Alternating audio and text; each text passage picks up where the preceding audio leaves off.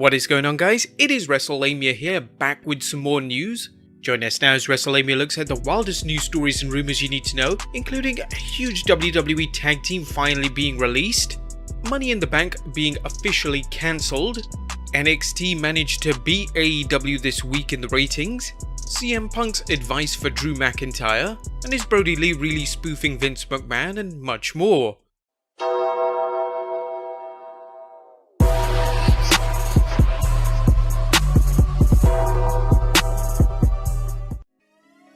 Be sure to subscribe and hit that notification bell for daily wrestling videos. But let's waste no further time and get straight into our top news, as WWE has officially released The Revival. Now, we've heard many times that The Revival have requested their release from WWE. This is probably on maybe 3 or 4 occasions, but every time they put in their request, WWE has rejected them. However, finally, WWE have just announced that they've been released from their contracts. They announced, effective today, Friday, April 10th, 2020, the WWE and The Revival have agreed on their immediate release from WWE. We wish them all the best in their future endeavors. So if it's effective immediately, this could mean that the 90-day no-compete clause doesn't apply. The problem is that with the current health crisis, when will they be seen in wrestling again? Whatever they do next, whether they go on to AEW, New Japan Pro Wrestling or Ring of Honor, we wish them the best of luck. They've been sorely misused in the WWE, and hopefully now is the time for a promotion to use them properly, as Money in the Bank has been officially cancelled.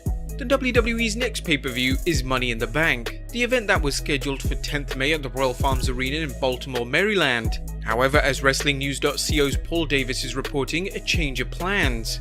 WWE and the Royal Farms Arena in Baltimore, Maryland have announced that the Money in the Bank pay-per-view scheduled for May 10th will not take place due to the travel restrictions forced by the coronavirus pandemic. Refunds are available at the point of purchase.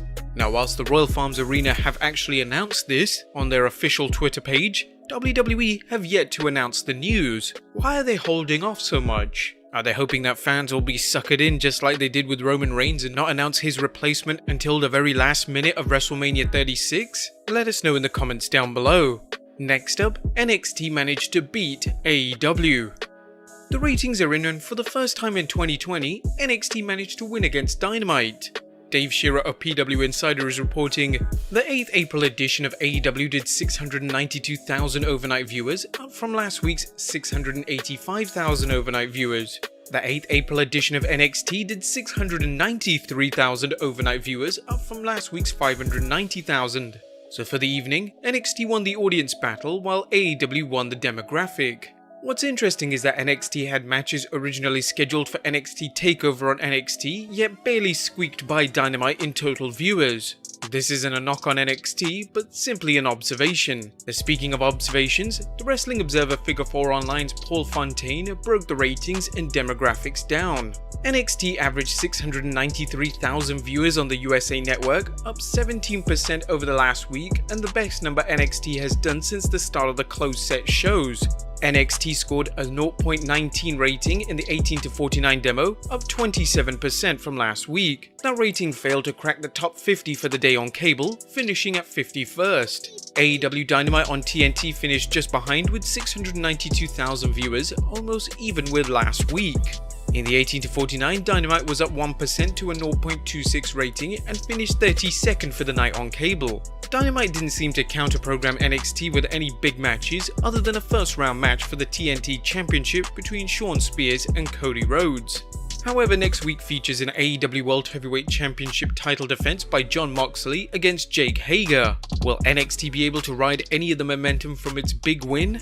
Next up, AJ Styles comments on cinematic matches. AJ Styles was involved in one of wrestling's most interesting bouts, the Boneyard match between him and The Undertaker that some fans liken to an action movie. So how does the Phenomenal One feel about the so-called cinematic matches? Speaking on his Mixer stream, he shared his thoughts saying, I think as far as cinematic matches go, I think less is more. If we do these all the time, then they're not, special. So we got to watch out with how many matches we do. I think every now and again, it's a good thing. I do. As great as it was, I don't think it's something that we should do a lot because we'll ruin it. I'm not saying the matches, but it's special.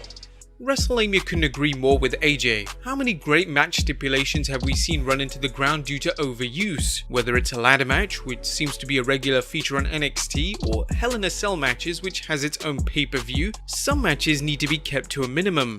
What do you think? Would you like to see less or more? Let us know in the comments down below. Next up, Edge revealed that he had to change the match between him and Randy Orton at the last minute. While the last man standing match between Edge and Orton was well received, the 36-minute plus brawl didn't go off without a hitch. Speaking on the After the Bell podcast, Edge noted, "We had a lot of things that we had to adapt around on top of doing it within the empty arena. The time that we filmed, it didn't coordinate with the ideas we had, so we found that out on the day, hours before. So we had to change everything, and that's truly what you saw, was a 40-minute audible, and I'm proud of that. I'm proud that we, without uttering 2 words to each other, we were able to do that. I'll always be able to look back, and again, I thrive on the challenges, and I love challenges and talk about a massive challenge. So can we do this? Can we pull that off?" Well, pull it off they did, as Ed said he couldn't believe he pulled off a 40-minute match after being away from the ring for 9 years. The Rated R superstar also talked about wanting to do a spot with drones on the Performance Center's rooftop, but that didn't work out as they were filming during the day.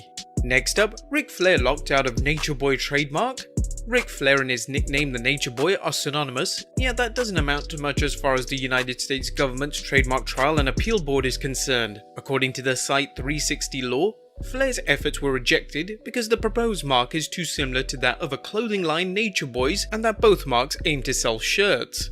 According to the decision, the only difference in the marks is the registrant's pluralization of the word boy, because applicant and registrant use the marks on in part legal identical products, i.e. shirts, t-shirts and tank tops. The difference between the marks, even if noticed by an ordinary consumer, fails to distinguish the marks. Regrettably, this is a serious blow for Flair, who presumably will no longer be able to use his iconic nickname to sell merchandise. Trademarks and other efforts to protect intellectual property have become a key part of professional wrestling, with grapplers and promoters locking down everything ranging from pay-per-view names to wrestlers' nicknames to their finishing moves.